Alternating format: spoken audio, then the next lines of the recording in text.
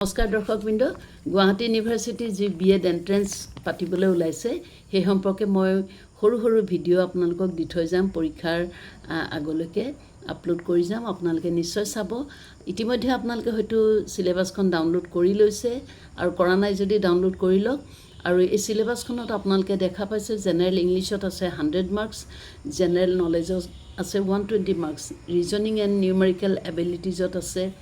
80 marks current Indian education report আছে 60 marks ethics and teaching aptitude আছে 40 marks আৰু cut off mark আপোনালোকে জানে জেনাৰেলৰ কাৰণে হ'ব 80 marks আৰু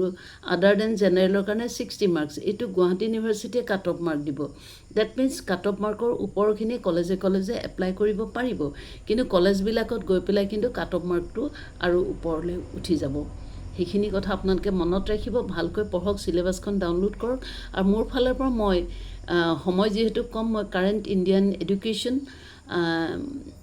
তাৰ ওপৰত আৰু এথিক্স এণ্ড টিচিং এপ্টিটিউডৰ ওপৰত মই কিছু প্ৰশ্ন দি থৈ যাম